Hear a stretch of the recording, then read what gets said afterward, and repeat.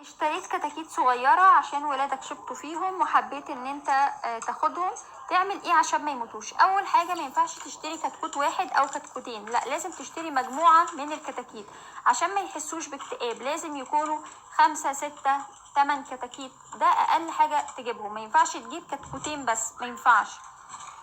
تاني حاجة لازم انت تدفيهم كويس، يعني ما ينفعش ان انت تبيتهم في البلكونة او في اي مكان مفتوح، لا انت بتحطهم في مكان مقفول، وفي كرتونة مثلا. لو احنا في شتاء هتحطهم في كرتونة مثلا مية، وكرتونة مية فاضية، وطبعا تلف الكرتونة بقماشة وتسيب لهم شباك عشان يتنفسوا.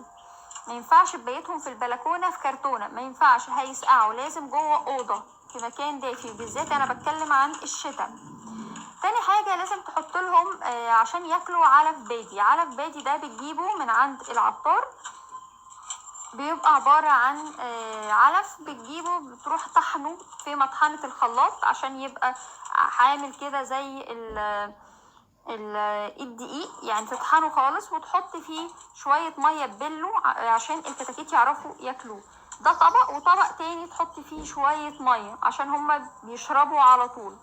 طيب انت ما لقيتش العلف البادي عند العطار، ممكن تجيب ذرة مدشوش وتطحنه برضو في الخلاط وتحط برضو فيه شوية مية عشان ياكلوه. ما لقيتش ذرة مدشوش، خلاص جيب ذرة اللي هو الفشار اللي انت بتعمل منه فشار، وطحنه برضو في الخلاط في المطحنة، وحط فيه شوية مية عشان يبقى عجينة شوية وياكلوه.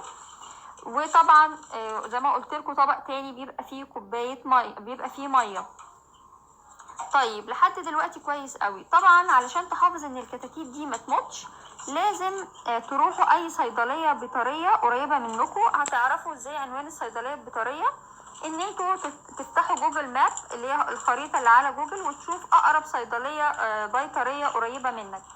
هتروح للصيدلي هتشتري منه 3 حاجات. او مضاد سموم، بيبقى الجرعه مكتوب عليه وهو 1 ملي، بتحطه على لتر من الميه وترجه كويس، وتحط الكتاكيت في قلب المية لمدة 3 أيام.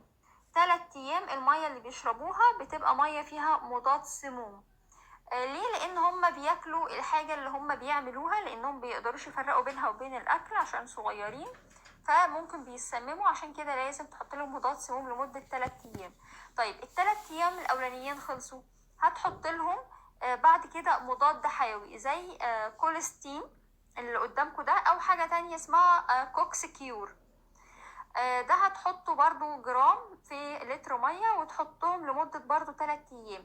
يعني ما ينفعش تحط مضاد سموم معاه مضاد حيوي، ما ينفعش. وما ينفعش تقولي طب خلاص انا هحط طبق فيه مضاد حيوي وطبق مية تاني فيه مضاد سموم، برضو ما ينفعش.